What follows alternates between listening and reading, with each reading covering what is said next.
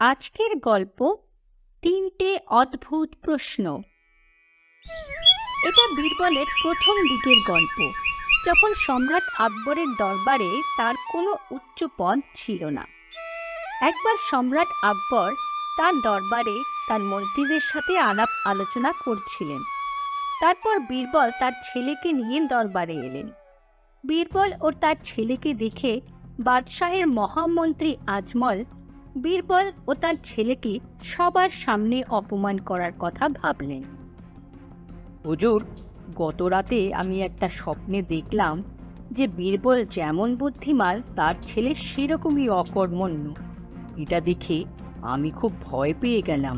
ভাবলাম এই স্বপ্ন যেন সত্যি না হয়। এখন আপনি অনুমতি দিলে আমি বীরবলের ছেলেকে কিছু প্রশ্ন করতে চাই, যাতে আমার এই দ্বিধা কেটে যায়। হ্যাঁ হ্যাঁ, কেন নয়? বীরবলের ছেলেও বীরবলের মতো বুদ্ধিমান। বলো, কি তোমার প্রশ্ন?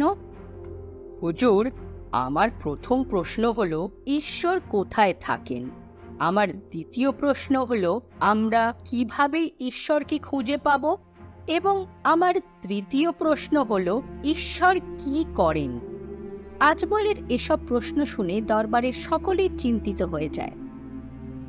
বেটা, তুমি আজমলের এসব প্রশ্নের উত্তর দিতে পারবে?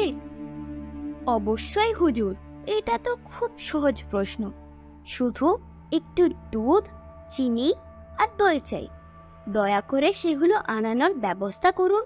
তারপর বাদশাহের আদেশে দরবারে সবকিছু পেশ করা হলো।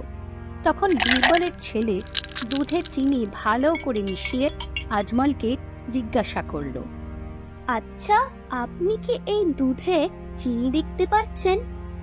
না। ঈশ্বরও দুধে মিশে থাকা এই চিনির মতো, যিনি প্রতিটি আত্মার ভেতরে বিরাজমান। তারপর দ্বিতীয় প্রশ্নের জন্য সে দই ব্যবহার করল এবং আজমলকে জিজ্ঞাসা করল, আপনি কি এর মধ্যে থেকে মাখন খুঁজতে পারবেন? না না, কারণ দইটা ভালো করে মেশালে মাখন বের হবে। একদম ঠিক বলেছেন। এইভাবে হৃদয় মন্থন করলেই আমরা ঈশ্বরকে খুঁজে পেতে পারি।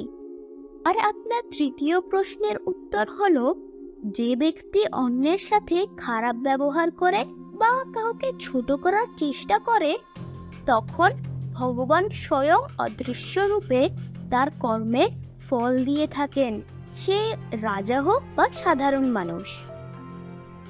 বীরবলের ছেলের এই উত্তর শুনে আজমল নিজের ভুল বুঝতে পারলেন, আর দরবারের সবাই বুঝতে পারলেন আজমলের স্বপ্নের কথা মিথ্যে বলেছে। বীরবল, তুমি অনেক সৌভাগ্যবান। তোমার ছেলেও তোমার মতোই বুদ্ধিমান।